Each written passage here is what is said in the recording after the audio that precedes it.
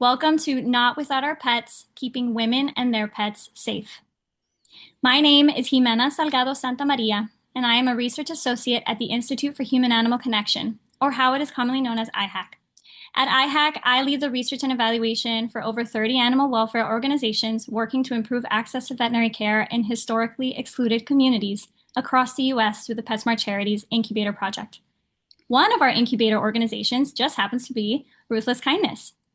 Ruthless Kindness is in our most senior cohort and has spent the past 3 years getting to know the Latino community in Napa County, building community partnerships, and co-developing vet care programming that reflects the realities, values, and voices of the community. With all that said, I couldn't be more excited and honored to introduce your two speakers today, Dr. Sarah Reidenbach and Dr. Kate Kuzminski from Ruthless Kindness. Dr. Sarah Reidenbach is a veterinarian and co-founder of Ruthless Kindness. Sarah's vision is to work to prevent and heal trauma for the most vulnerable animals and people. Her work is grounded in the belief that the antidotes to violence and suffering are empathy and justice. Dr. Reidenbach studied brain and behavior at Stanford University, veterinary medicine at UC Davis, and nonprofit management at Duke University. She worked briefly in research at NASA Ames Research Center and has since worked exclusively in the nonprofit sector. She has held positions as a veterinary fellow at San Francisco SPCA, medical director at Berkeley Humane, veterinary medical director at the Humane Society of Sonoma County, and executive director of Sonoma Community Animal Response Team. She lives out by the coast in Sonoma County with her family, including many farm and companion animals. Her soulmate dog Buck is never too far away. Dr. Kate Kuzminski is a veterinarian and co-founder of Ruthless Kindness. Dr. Kuzminski has worked as field medical director with the Rural Area Veterinary Services, shelter medicine director for the San Francisco SPCA, and medical director at Guide Dogs for the Blind. She is a published veterinary author and has studied veterinary forensics. She received her DVM and Master's in Business in her native Canada. Dr. Kuzminski is committed to improving the lives of both people and animals, especially those who have been forgotten in our world and unable to access services. She celebrates the human-animal bond daily with a menagerie of 4-legged and 2-legged family members. In today's session, our speakers will talk about Ruthless Kindness, their nonprofit in Northern California. Through mobile veterinary care, pet fostering, and abundant partnerships with human service partners, Ruthless Kindness serves pets and people as they navigate challenging times. The number one cause of homelessness for women is domestic violence. By partnering with victim service providers to remove barriers for their clients with pets, Ruthless Kindness helps more women and their pets access safe housing and shelter. They also partner with transitional housing and street outreach agencies to reach those people and pets who need veterinary care, food, supplies, or temporary pet care in order to move forward towards health, housing, and safety. Today, we'll learn about the Ruthless Kindness model and the many solutions that are working to remove barriers for pets and people seeking stability and safety. Before I pass it over to them, I just wanted to remind you all to please feel free to add any questions or comments throughout the talk in the Hoova app. Please join me in virtually welcoming Dr. Reidenbach and Dr. Kuzminski. Thank you so much, Ximena. Thank you, Ximena. Hi, everybody. I'm Sarah, and as Ximena said, I'm a veterinarian and one of the co-founders, and not as nearly as serious as that resume makes me sound. We are going to motor through a lot of information in hopes of leaving a decent amount of time for Q&A at the end. So to dive in and get started, we actually wanted to let the words of one of our clients start us off. So we're going to play a short video for you. So this is Zena. She ran today, she's napping. She's a Ridgeback. She's from South Africa, so she likes the heat. Zena, come here. Come here, Zena. So she's 13 years old. Can you sit? Can you sit? I was involved with someone who relapsed on alcohol. It became a very severe domestic fast relationship that I needed to escape from. The WY put me up in a hotel. I couldn't go to their safe house until my dog was vaccinated and treated. And how do I do that? My ex had all my accounts. It was impossible. And they said, we're sending this woman And sure enough, she calls, asks me what room. 20 minutes later, I have an ambulance in front of my hotel room. With a big smile, first thing she did was hug me. It's gonna be okay. Went right to my dog, got all the paper, did everything that I needed to do to get into a safe situation, because I would have gone back. I didn't have an option. I wasn't gonna leave my dog. And the empathy and the listening and the understanding of how I wouldn't leave my dog. It sounds silly with people that don't have animals, but at the same time, if you've had an animal, and I have children, they're so attached. It's like the last thing is a comfort, and it's a security, and it was amazing. It was literally a miracle. And if I may say also, I was crying. She actually bought me a hotel room that night, out of her heart. It was the day before Christmas, and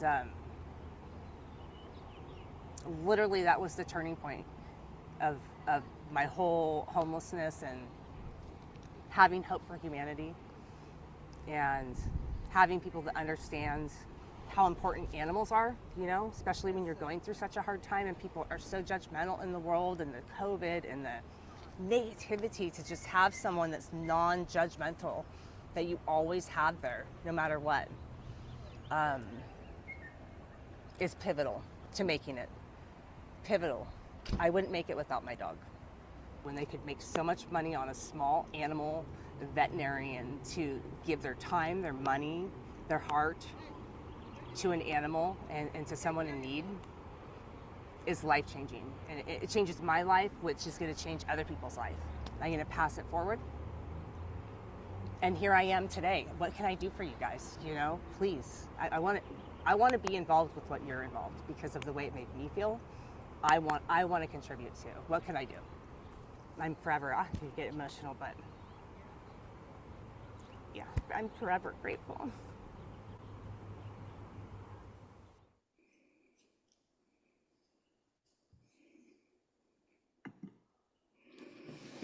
So Chessie's one of our clients who is phenomenal, and is now actually running a county-wide street outreach program and doing amazing things, and has become a colleague of ours. But she can speak to it better than we can. So we wanted to start with her. Ximena already did a great job introducing us, but just to kind of introduce what we do, Ruthless Kindness is a nonprofit. We started in Sonoma County, and the entire reason for our existence is to help pets and people escape unsafe and unstable situations, primarily escaping domestic violence. But that's the entirety of our existence. We don't do anything else. That's our exclusive goal. So I'm Sarah. I'm one of the vets and the co-founders. Kate. Yeah. Hi, everybody. So happy to be here. I am Kate Kuzminski. I'm a veterinarian, co-founder of Ruthless Kindness. And gosh, my background is all the things that Ximena said. I started in private practice, and for the last 15 to 20 years, I've been in shelter medicine and nonprofit situations. Thank you so much for having us here, and so happy to have you all here. I'm going to give a really, really brief little warning. You know, we deal with domestic violence and sort of some dark topics all the time. It's just part of our work. But I want to give you all a heads up that we will be dealing with, just mentioning briefly, domestic violence, animal loss of life, other forms of abuse. We also turn that around and talk about how we bring light to those really dark and difficult topics. So I just want to give everybody just a brief warning on that. I think it's really important for when we talk about our model here is really talk about how it began. Sarah and I were both shelter veterinarians at Stockton Animal Services back in 2012, which just as the city was going bankrupt. And our project within that shelter was to see if we could turn around the really, really high euthanasia rate. There hadn't really been a veterinarian in the municipal shelter before, and that was our task at hand. And we started the work, and as it went on, we started seeing animals in front of us with some obvious neglect, but also some obvious abuse. And it was not unusual for us to show up at work and there'd be body bags of animals on the front lawn. And there was this sort of culture of disposability of animals at that time, which was interesting. Um, and we started trying to think more broadly and bigger. We could definitely help the animal that was in front of us on that particular day that we happened to be at the shelter.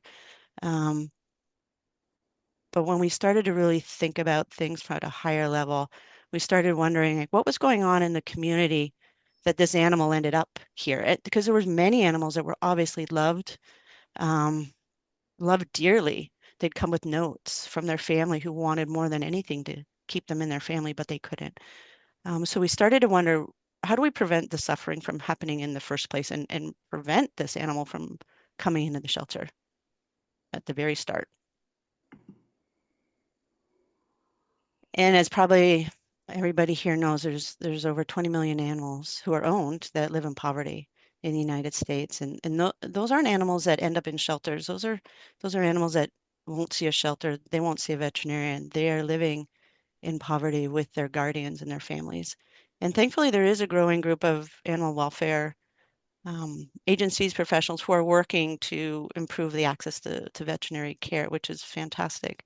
Um, and at the same time, those 20 million animals are living with their 20 million plus guardians in really vulnerable conditions. And access to veterinary care is likely only one of a plethora of issues that those families are facing.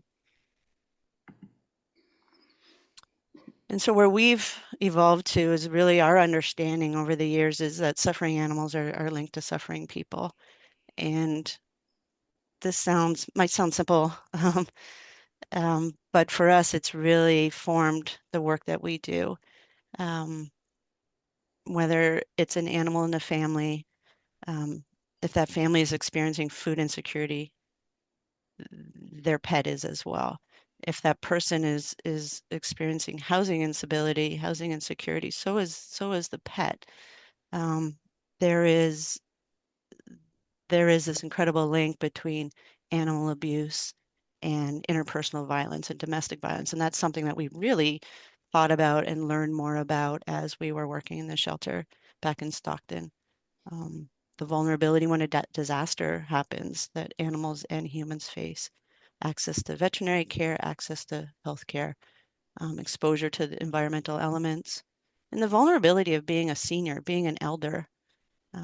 Both animals and people share that vulnerability, and they share in the cycles of poverty and neglect when they are bonded as a pair.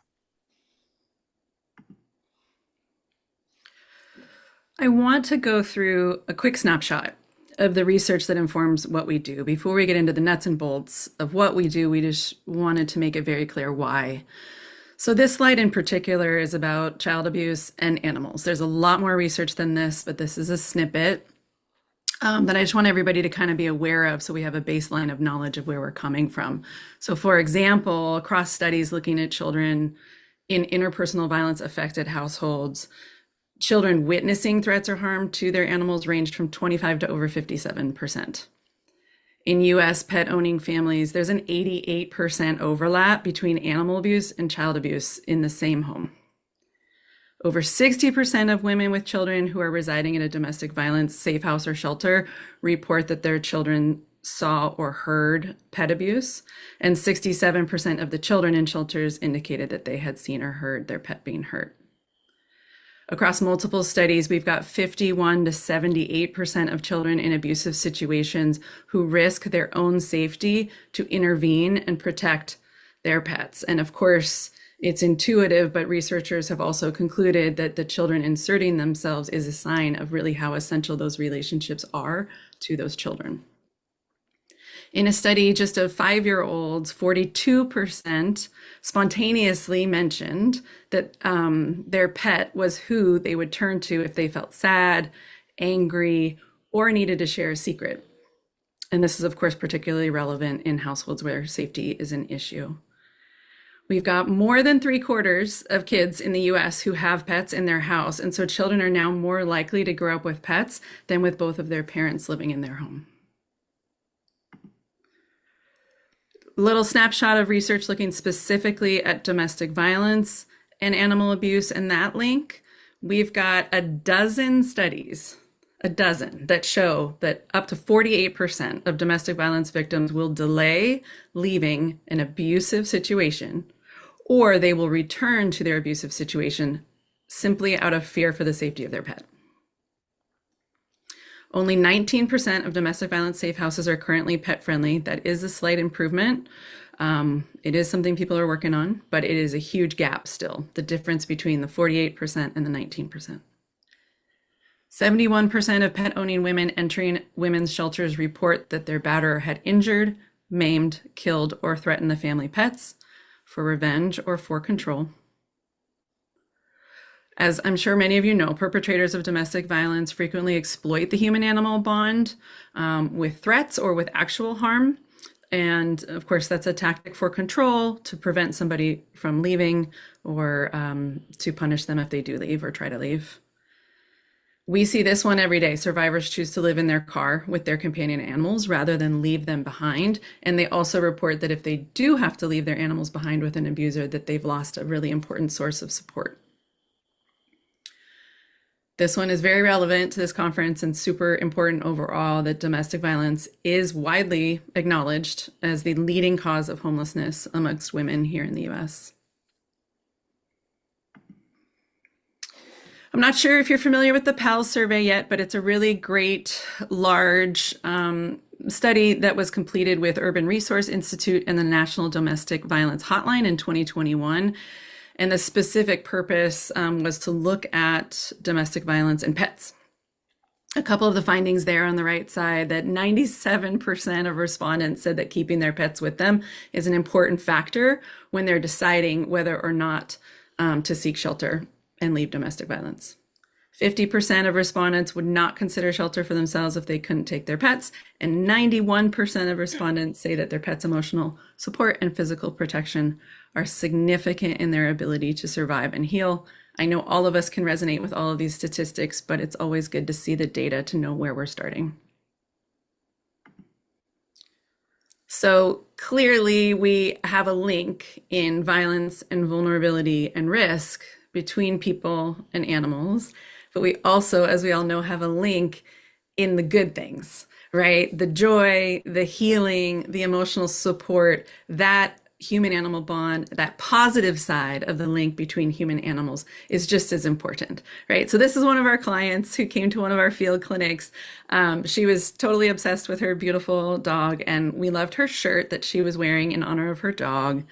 And she pointed out some of the things that it says about her love for animals, so that her dog brings her joy and taught her the meaning of devotion, and is her best friend, told me 1,000 times over that I'm his reason for being, and of course, comfort.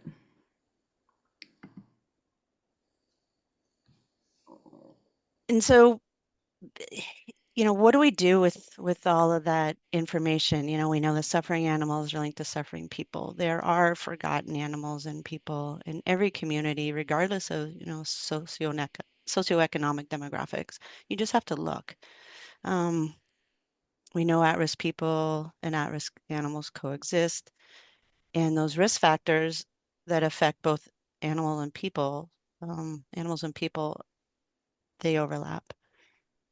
And animals and people need each other. Like, we need our dog. Our dog is our home, and pets are family. And we know that animals and people help each other. So with all that information, how do we make the greatest impact? I mean, for us as Ruthless Kindness, and we believe that supporting that human-animal bond during the crisis is the way that we can make a difference. Because by doing that, we remove those barriers to safety and stability. And we know, and we've seen it, that well-being and the health of both people and animals are improved. And what that really means is keeping people and pets together and connected if they want. Obviously, there's some scenarios where some of our clients, that's not their first choice, but for the most part, keeping people and pets together should be a priority. And making sure that we create pathways for all family members to escape abuse, and that includes animals. It's really important that we include pets in the intake, safety, and all the case planning, because if we don't do that, we're not serving 50% of the group of people that we are actually here to serve. And it's a demographic that I don't think everybody is truly aware of. And for animal services, being able to partner with human service agencies to apply your resources to those sort of crisis scenarios is exceptionally helpful.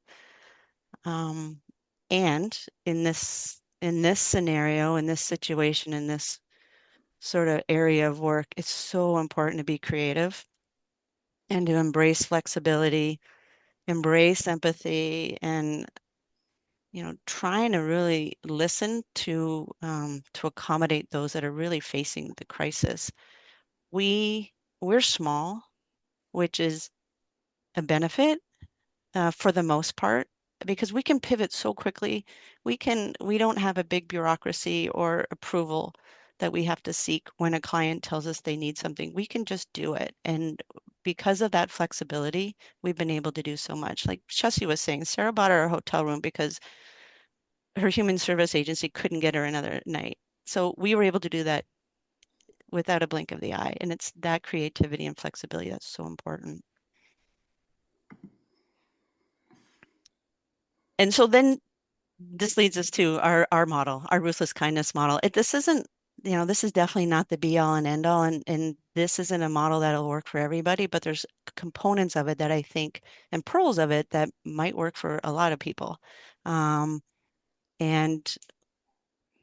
we just wanted to talk about how we started. How we started is really just asking what was needed in our county, in Sonoma County. We ended up in Sonoma County. So we did a countywide survey to all the stakeholders. We went out and we met with human and animal service providers and really asked them about barriers that exist to how do they serve their clients with pets. And no one had ever asked them that before. So it was interesting to hear the silence at first. And then when they started thinking about it, they even acknowledged nobody's asked us that before. And then we started with one very small, distinct program that came about from a conversation that we had with a victim service department advocate. And she said, well, since you're asking, there's many times we'll be able to get a victim to safety. We'll have a safe bed that night, but she has a pet and that pet needs vaccines. But we can't get an appointment with a veterinarian for 2 weeks. And she needs to take that bed within 24 hours and she has no money. And we're like, wow, low-hanging fruit for us. We can do that free and we can make that happen. And that's how we started. We started providing those veterinary services and sometimes medical care for animals who are partnered with victims of domestic violence. We started doing it out of the back of our car, and then we realized we needed a more contained, safe environment. So we started thinking about how do we get an exam room on wheels? Our clients have the barriers of transportation, they have a barrier of finances, and their schedules change a lot. So we didn't have the money to buy a veterinary unit, a full service veterinary mobile unit. We went through all different options and we landed at, a human ambulance is perfect. We can carry all of our supplies and we can go anywhere. We just need an exam room. We don't need anesthesia. We don't need any of that. So we went on a government auction site and we bought one. And now we removed all the barriers and we could get those women into safety within 24 hours of the human service agency contacting us. And we've just added more services over time based on the need and based on what our clients and our partners identify. Kate, as I'm listening to you say what's on this slide and talk about this, I think it's just so important to emphasize it started with listening and it's growing through listening, right? The most important thing we ever did was start by going around the entire county and we made a little survey and we asked the same questions to, I don't know, but it was a lot of people, human services, victim services, animal services, and the themes and the gaps just became exceptionally obvious. I think a lot of us make assumptions about what is needed, but we might not actually know until we ask. And then we've grown completely based on people telling us what's needed next. So I just want to briefly talk about what we do. We have two sort of um, swim lanes. We have a crisis response, and then we have what we consider our upstream programs. Our crisis response is providing 24/7 on call, free veterinary appointments for pets of people who are in urgent crisis. So women who are in the midst of fleeing abuse and need to get into safe housing like now. Um, so we do provide that. We also do free pop-up vet clinics on site at our human service providers, at their shelters and their facilities. We do receive client referrals from multiple human service agencies. We provide, free pet food and supplies in addition to our veterinary care. We do telemedicine, telesupport, teleadvice as we're in California, so there's some situations where we're able to do that. A key part of our program is a crisis pet foster and boarding support. We are partners with over 30 local, I say local county and nearby county agencies, the district attorney's office, victim service, nonprofits, CPS, APS, and we are an on-site partner at the Family Justice Center of Sonoma County. The Family Justice Center is a system. There's like, I think over 120 of them throughout the United States, where it's a one-stop shopping for people who have experienced violence. So they can walk in and meet all of the different partners that they need instead of having to go to 7 to 12 different places. This in Sonoma County is groundbreaking. They have 2 veterinarians who are in the Family Justice Center, which is in the district attorney office. So that's where our office is. And so I just want to give a high five to Sonoma County for having so much foresight and really recognizing pets as family. So important. Some of our upstream programs we do a lot of training with human service providers as well as animal welfare organizations. There's a lot of cross collaboration that can happen when people understand the link that exists between animal abuse and interpersonal violence and domestic violence. We have created a professional collaboration called the Human Animal Welfare Coalition, where we meet quarterly. It's a Zoom meeting, and that we facilitate, and we meet with county and neighboring county animal welfare agencies as well as human service providers to talk about overlapping issues within our area. We do landlord advocacy, and we've also designed an empathy education program because part of our mission is to prevent unnecessary suffering. And this is an 8-week curriculum for youth who have been exposed to trauma within their home. We partner with often animal sanctuaries, so animals that have been rescued from trauma situations, and we have a curriculum where we facilitate those interactions between the animals and the kids. Our veterinary services are super limited. We provide services that people need for stabilization during hardship and to get into sort of their next best place is how I like to talk about it. Proof of ownership of their animal, which is important from a legal standpoint, and that comes through our medical records and our rabies certificates. Then we provide vaccines, including rabies, which is usually part of the housing requirements for somebody to get into housing. They need rabies vaccines. Being able to provide these things for free frees up some of the clients' finances so that they can spend on something else for themselves. We also can do urgent mobile treatments. If we can't, we have multiple partners who can. We have veterinary clinics who partner with us that can provide services that we don't provide. So we're able to refer to other animal welfare and veterinary support services as well.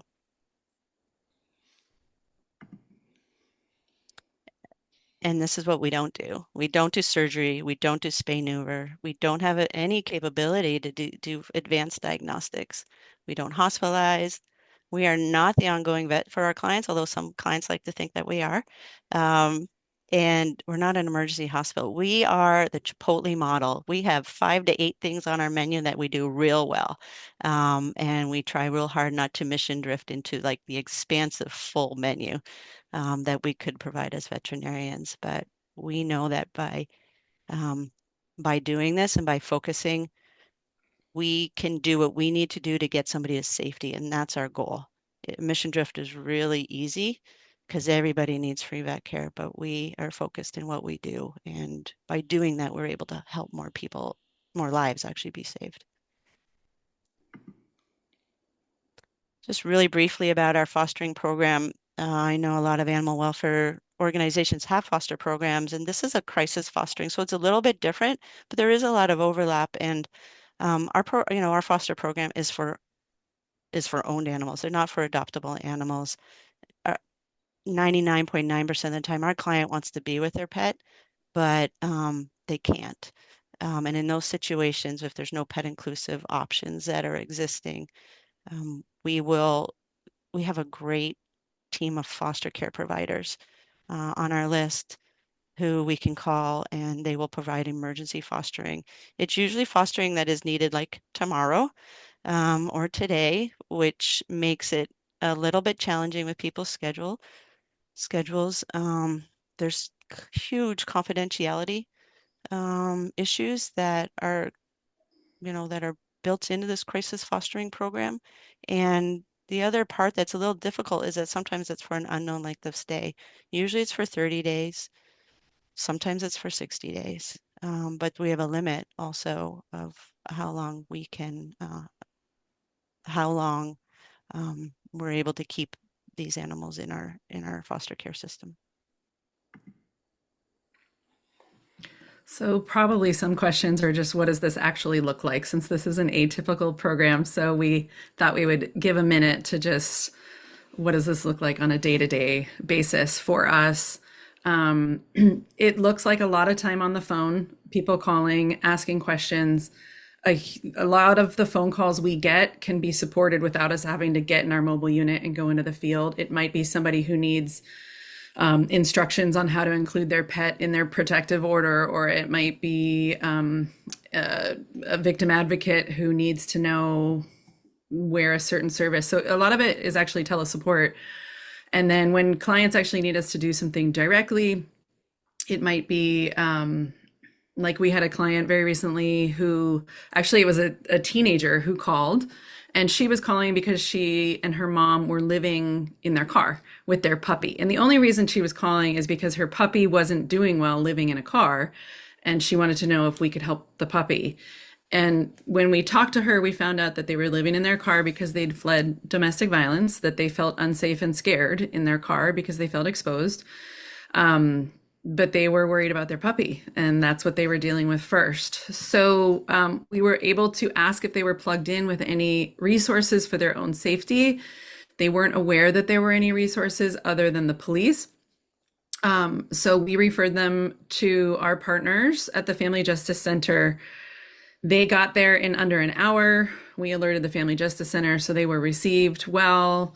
While they were getting navigated through victim services, we brought our mobile unit to the Family Justice Center and did an intake appointment with the puppy, and then we're able to take the puppy to one of our fosters, where it stayed for, I think it was about 30 days.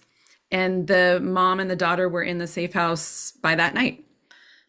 So a lot of it is coordinating with other services and being flexible, and just removing, oh my gosh, can't talk, removing barriers.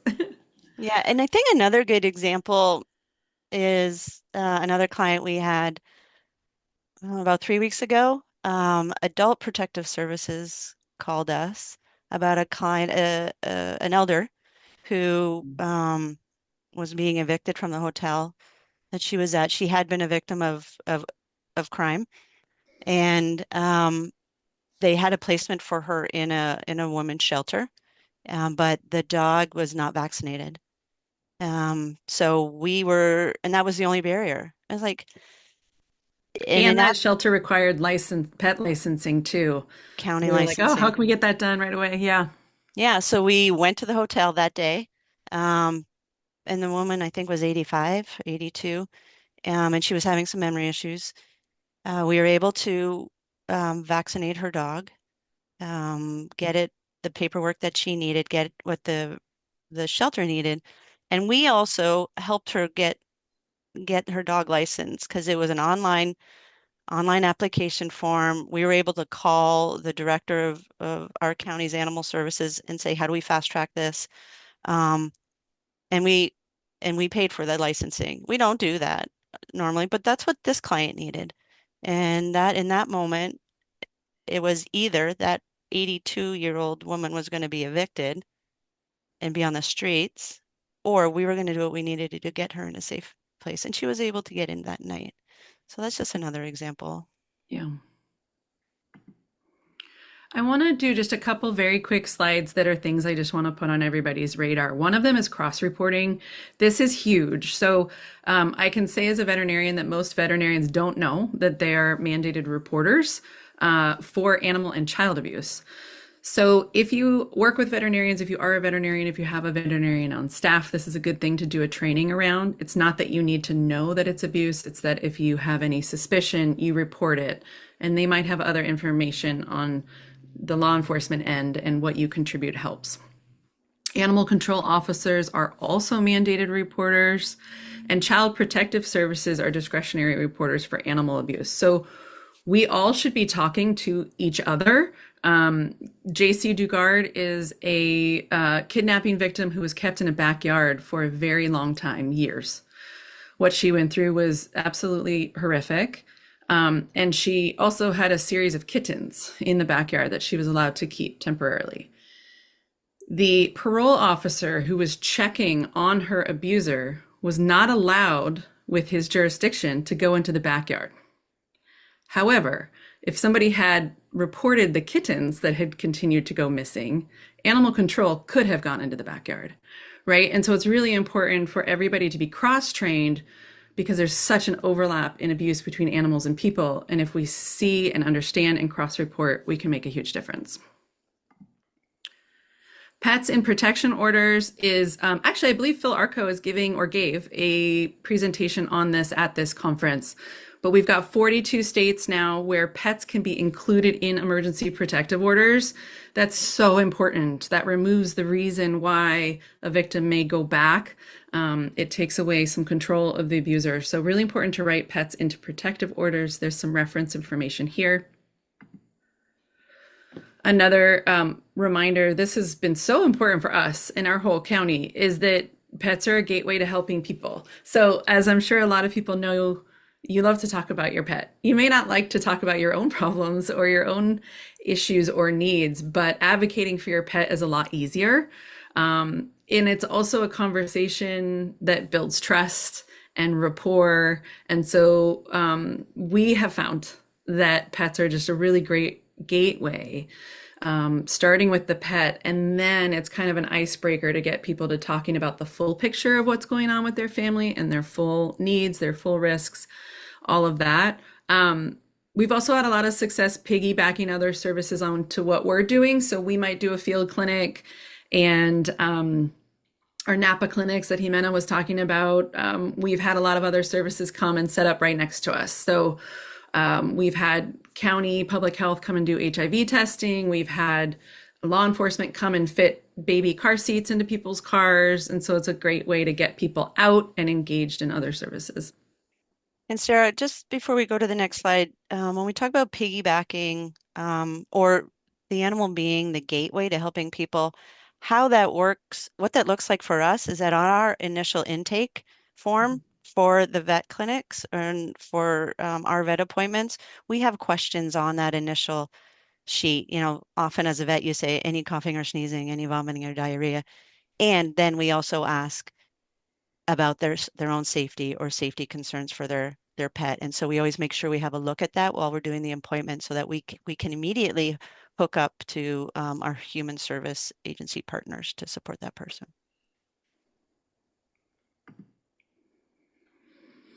I love this quote. So why do our clients need animals considered when they're going through a crisis, when they're dealing with human or victim services? Bonds with animals save lives. When you deny people their animals, you're actively denying them help, aid, mental well-being, psychological hope, a way out of depression. And how can you do that when your commitment is to help?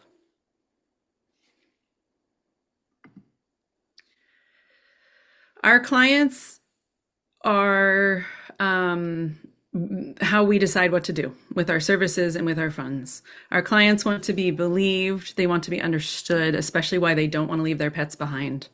There's clients who are embarrassed for loving and caring about their animals so much. We need to get rid of that. Clients really need flexibility, especially when somebody's going through a crisis or really significant instability. Things change fast. Maybe they have to go to the police department. Maybe they have to go to court. Maybe something changed. Maybe their car or their funds got blocked. So being flexible and flexible without judgment is really important. Low cost or free vet care, of course. Mobile veterinary care or vet care that can meet them where they are or help with transportation.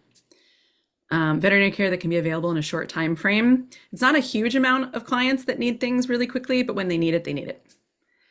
Pet food and supplies, low-hanging fruit, but makes a big difference. Pet-friendly shelters, pet-friendly human shelters. Multilingual, multicultural services. Boarding, foster, and daycare, that one's huge. Affordable pet-friendly housing, of course. And we don't want to forget about species other than dogs and cats. We have helped with toads and pigs and sheep and everything. So thinking about your own organizations and where to start, if you're wanting to support the human-animal bond during a crisis, if you're wanting to help people and pets escape abuse, I would encourage you to start with just these two questions. Is there one thing that you could add to what you're currently doing to support people in crisis? Again, the volume is actually pretty low, but the impact is high and it helps both a person and an animal. Could you add a question to your intake form? If you're a human service agency, could you ask about pets? If you're an animal service agency, could you ask about safety in the home? Those things are really important.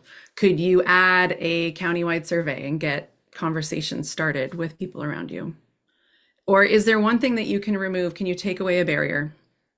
One thing that we see all the time is that everywhere it requires pets to be spay-neutered before pets can enter. Human shelters, pet has to be spay-neutered before they can enter. We're shelter vets, 100%. We understand that policy and we understand the heart behind it. But is there a way to remove that barrier? Could we maybe let pets and people into the shelter so they can get safe? And then we can have a protocol where maybe that pet is on leash and away from other pets until we can facilitate a spay-neuter. And maybe we ask for them to commit to letting us do that.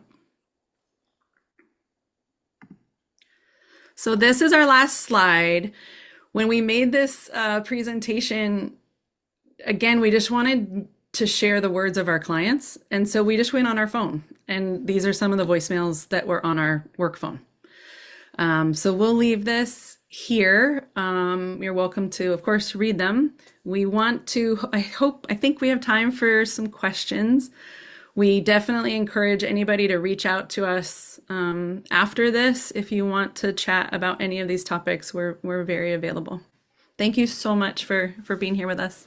Yeah, thanks everybody. I also want to say that this selection of voicemails, if we went on our voice on our phone next week, it would be 10 different ones, 10 new ones. Like these are not uncommon and they all have the same theme. Thank you so much, Kate and Sarah. That was very special, especially to hear how it impacts not only families, but the community and how it has impacted you both. I can see it in the way you present. So thank you for sharing your presentation today. I wish we could do applause, but I know that's weird. So we have some questions in the chat. The very top question that has a couple votes from participants is, how many DV shelters are now providing co-sheltering? How many DV shelters do not provide co-sheltering? And if not, how do these shelters provide for the companion animals? Great question. So for a long time, we had about 15% of domestic violence shelters that were pet friendly. We've reached 19%. So in the United States, we've got 19% of domestic violence shelters that are pet friendly currently.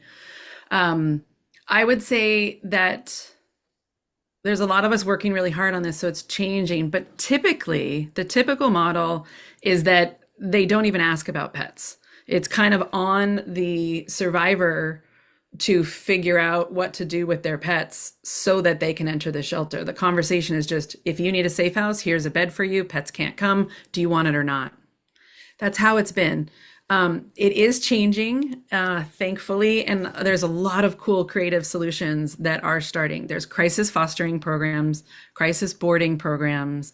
There are some amazing programs that have built animal kennels on site on their property or adjacent to their shelter property. So once a safe house or a domestic violence shelter gets it, and understands that they're going to serve so many more clients if they include their pets, then I think that's where it can get kind of creative as far as, do we build a foster program? Do we partner with our local humane society and they can board and foster? Do we find out a way to let pets come in the building? So it is changing, but I think there's many who still don't even ask about pets.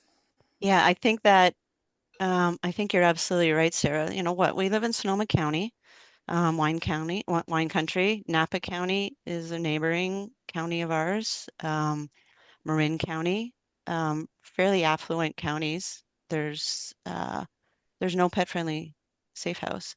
And it's not like they don't know we exist and that we haven't been advocating for it. It is something that culturally not everybody is embracing yet.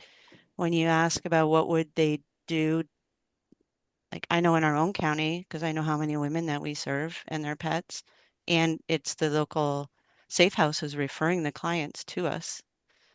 They're basically saying, you can't, yeah, here's your bed, but you can't bring your pet in. Call Ruthless Kindness. So I know there's all those women that would never get safety and they would continue to live in their car. Yeah, they'll stay at abuse or they'll live in their car. Yeah. Okay, I'm marking that one as answered.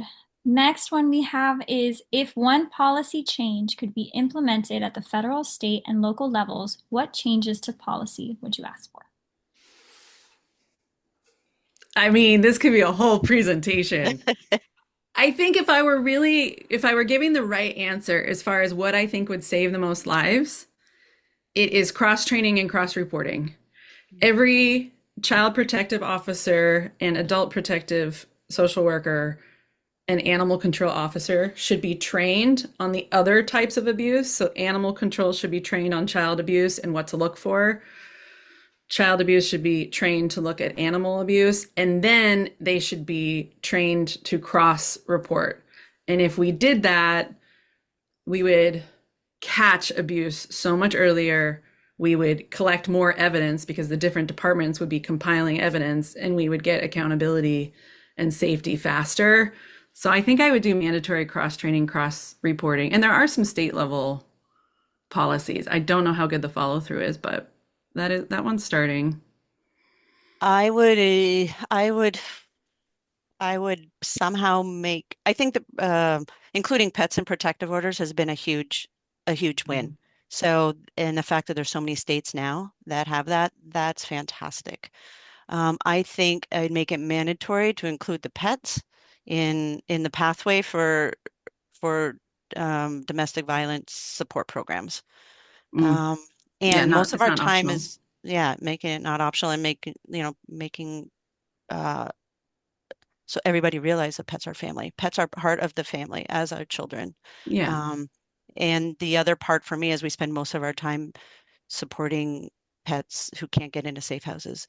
It's not, legislative, but how the heck do we get pets included into the safety planning for women going into Actually, safe houses? that's a really good point though, Kate, because service animals are legally required. So why couldn't you have policy that in a crisis or a true emergency or domestic violence, pets have to be Yeah. required? That's brilliant. I like it. And animal abusers should not be allowed to have guns. Absolutely not. All right.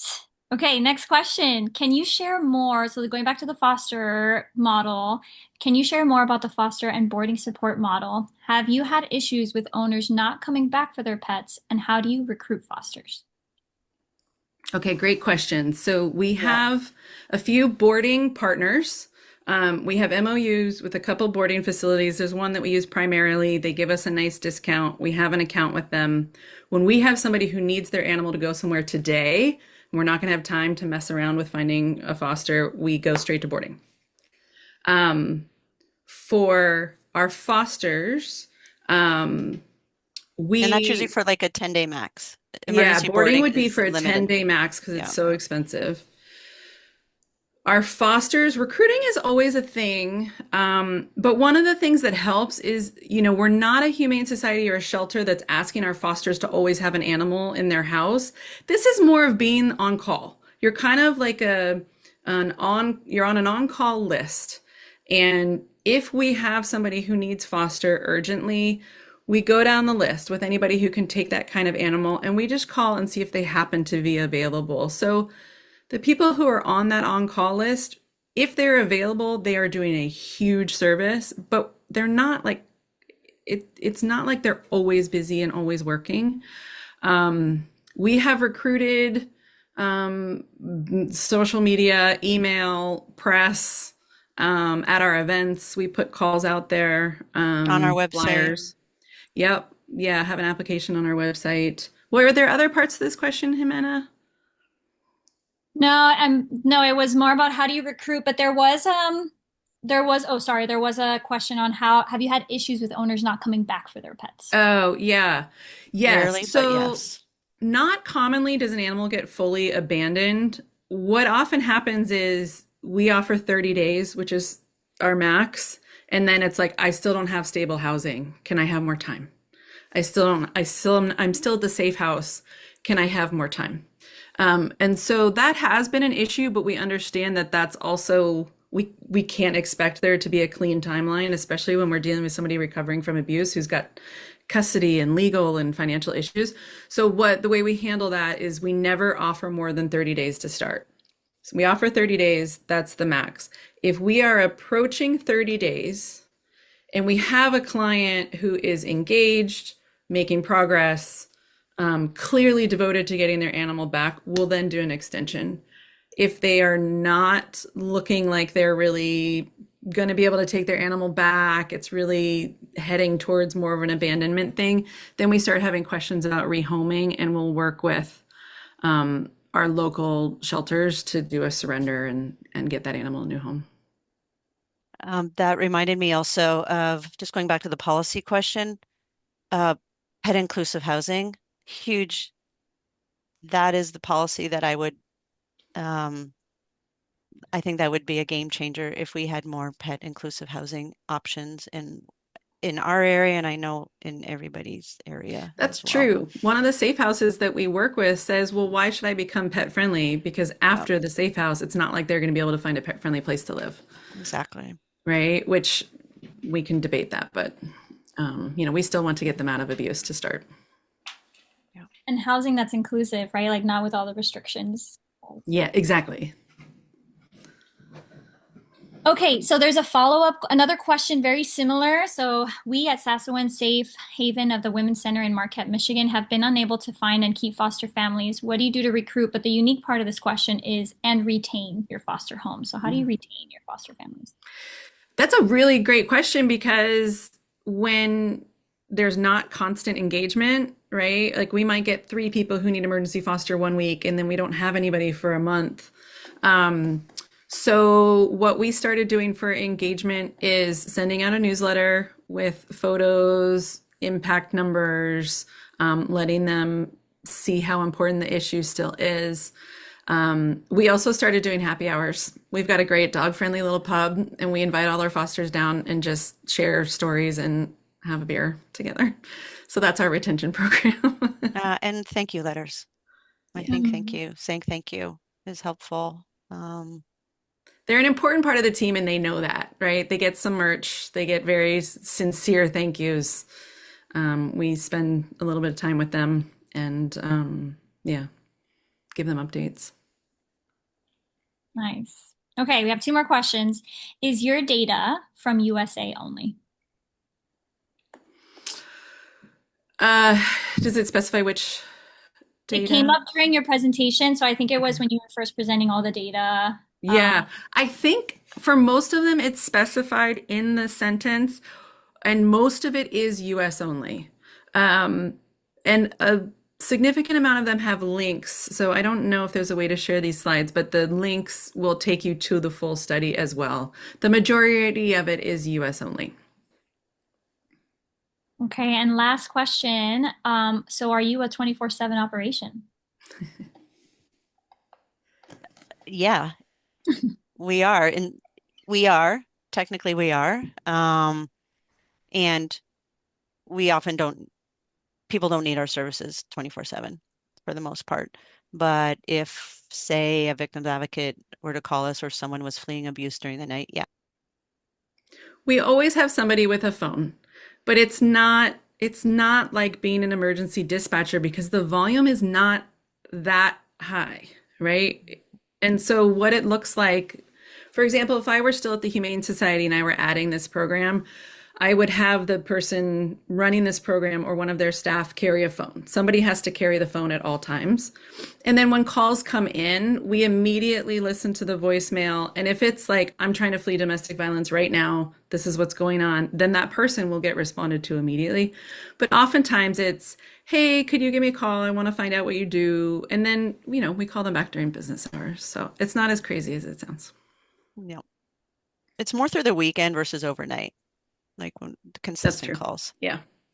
Weekends is when everything happens. It's always on the Yeah. phone. Friday night. Yeah. Yeah. Okay, in the chat, you have some love. Some people are expressing that you're doing an amazing job. It's so impressive. This is such important work. Thank you so much. Marcy Ramsey wrote, preach. So you have a lot of compliments in the chat. There's also, Helen Kahn mentioned that in Michigan, pets are also included in PPOs. So that's good to know. Yes. Great.